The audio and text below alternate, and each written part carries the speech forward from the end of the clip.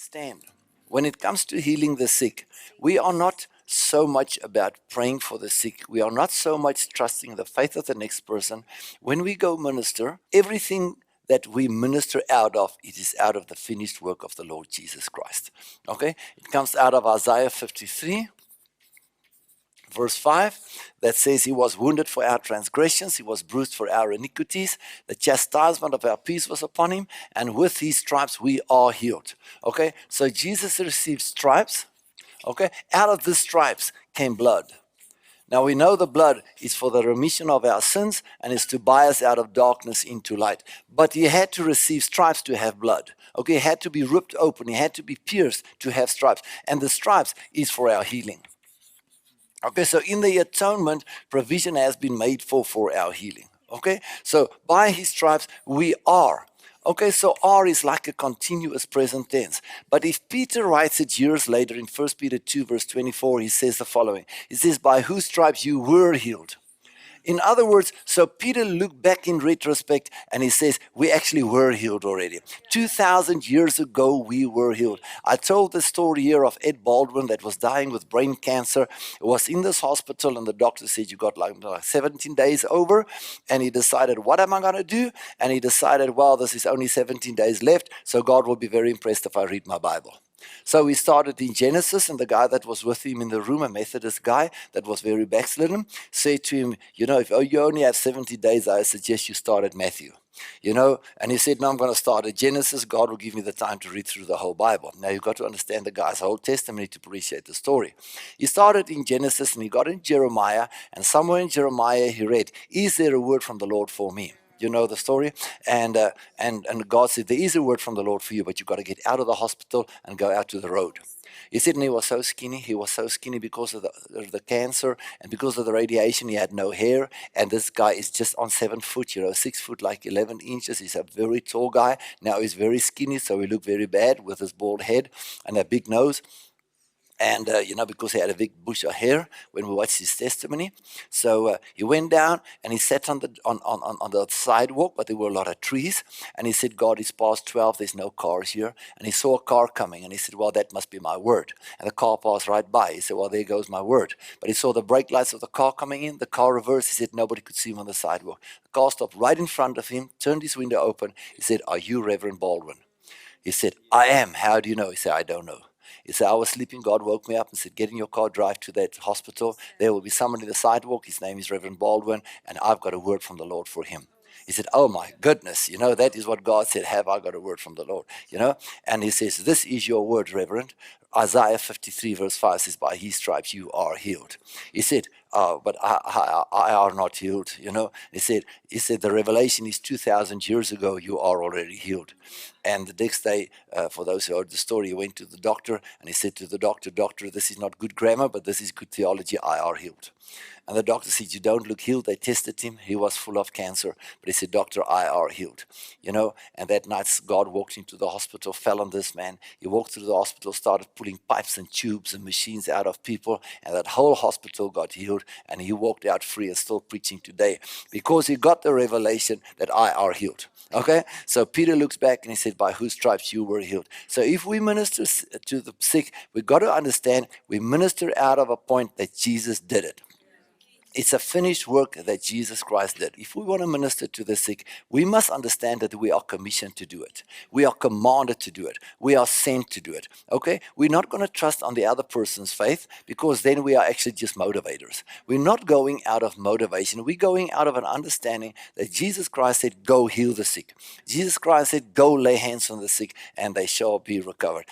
So we're going because we are sent, we are commissioned, we are anointed to go. Okay? So today we're going to start again with Isaiah 53 maybe and 1 Peter chapter 2 verse 24, by stripes we were healed, by stripes we are healed. But this scripture is also mentioned in Matthew chapter 8. In verse 16 is, I think, the crux of the matter.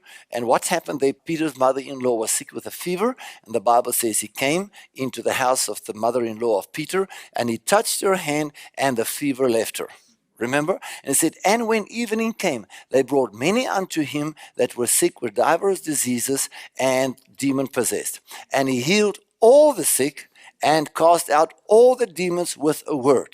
So Jesus healed all the sick, cast out all the demons with a word, so that it might be. Now I want you to take that tense into mind. So there we are, there we were, and there might be. So that it might be fulfilled. Okay? So that it might be fulfilled, which was spoken by the prophet Isaiah, when he said he took our infirmities and he bare our diseases. And when God revealed this to me, this is how it happened, and this scriptures just really got me. So that it might be fulfilled. So Jesus healed them so that it might be fulfilled. And God gave me this. He said, this is a lay-by situation. You don't know these words? Okay, so you go to a shop, you haven't got money.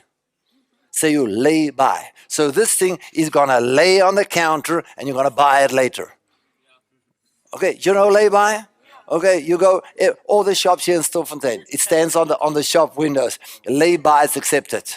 Lay by is accepted. So you say, can I lay by this? And they say, well, give a 10 rand deposit. And you come and say, can I buy this? They say, no, somebody lay byed it. You know, so it's laying here till they come and buy it. Okay? If you don't come and buy it, they're going to take the layaway. So when you get there, it's not going to be there. It'll be lying there. You know? Huh?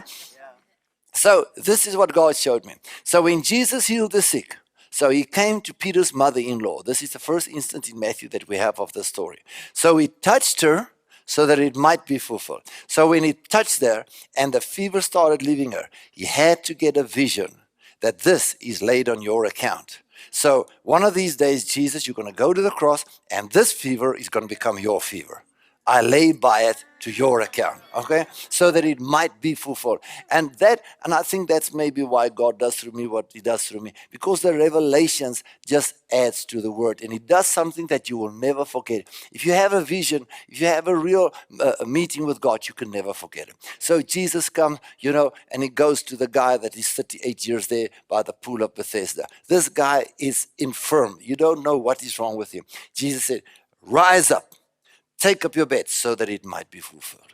So Jesus, just put this on my account. So he must be carried away to see. You see what this man has? You must pay for it. So it's going to become yours. Lazarus come out of the tomb. The lepers. Okay, 10 lepers come to him. And, you know, if you can make us whole. Jesus says, go, show yourself to the priest. Oh, it might be fulfilled. So all that leprosy must come on me. Put it on my account. Lay by it. Okay. Man with a withered hand. You know, Jesus, stand up. Put out your hand. Oh, my hand's going to become withered. Lay by it to my account. So everything that Jesus did was on lay by so that it might be fulfilled. That one day. So Jesus couldn't heal there because of the covenant blessings. He had to heal because it had to be fulfilled. So Jesus said, put it on my account. Put it on my account. Put it on my account. Put it on my account. So one of the things how we do our healing is we trust in the finished work of Christ. Maybe we must just make a few points today. We trust. We can make it. Okay. In the finished work of Christ. We trust in the finished work of Christ. Can you put the right mark in your little block? Secondly, Jesus healed because of the anointing. Okay? Luke 4:18. Okay, like I always quote it, and that helps me to get the air prepared. In Luke 4, chapter 1, it says, Jesus, full of the Holy Spirit, was led into the desert. Verse 14 says, and he came back in the power of the Holy Spirit. Okay? So, in verse 1 of Luke is full. In verse 14, he comes back in the power. In verse 18, it says, the Spirit is now upon me. Okay, so there he was full of the Spirit, there he came in the power of the Holy Spirit, and there he had the Spirit upon him. Okay, so he says, verse 18, the Bible says he went into the synagogue and he found the place in the scroll where it is written in Isaiah. So he quotes from or reads from Isaiah 61. The Spirit of the Lord God is upon me, for he has anointed me. Okay, to do what? To preach the gospel to the poor, to bind up the brokenhearted, recovery of sight to the blind, etc., etc., etc. Okay, so I'm anointed to do the healing. So I want to say today, our good counseling can maybe make somebody feel better, but it doesn't automatically heal people. Okay, counseling can soothe your mind for a while. It can make you feel good for a while, and it may give you hope for a while. But counseling doesn't really heal people. It just makes you feel motivated to be something, to get something, or to receive something. But counseling doesn't really heal people. And so the rest of stories of deliverance and stuff. But one anointing can do what hours and hours and hours of counseling got to do. Okay, why could one anointing heal you so quickly? Because in Acts chapter 5:15, okay, our one that's on our prayer cloths, Acts 19, verse 11 and 12. Acts 5:15 says, and they carried people out on beds and on stretchers with this idea that if Peter's shadow could just fall on them, they would be healed. In other words, if Peter passed by, they were just healed. Okay, come on, man. In Mark 5, the woman said, if I can just touch his garment. I mean, Jesus didn't say, oh, I'm waiting for that woman. I'm waiting for that woman. No, after he touched it, Jesus said, who touched me? And Peter said, Lord, the crowds are thronging you. How can you say who touched me? He said, I perceive that power, King James, virtue went out of me. And he said, and then the woman, realizing what was happening to her, fell before him. And he said, woman, you know, your faith has made you whole. Okay, so the anointing can work through shadows. It can work through cloths. Acts 19, 11 and 12, God did supernatural miracles or extraordinary miracles, out of this world type of miracles. So special miracles so that the cloths and the handkerchiefs, the aprons, the handkerchiefs that were on the body of Paul, or the one translation says that Paul touched, were sent to the sick and they were healed. Okay, so the anointing is so important because Isaiah chapter 10 verse 27 says, in that day the yoke shall be destroyed, not lifted, not just barely taken away. It shall be destroyed because of the anointing. Okay, so we got to be anointed people of God. Okay, we can't just go and pray and lay dead hands on dead people with a dead formula. So there's got to be a breakthrough somewhere. If the sick don't get healed, don't keep on messing with them because they got faith after the message, I'm going to get healed.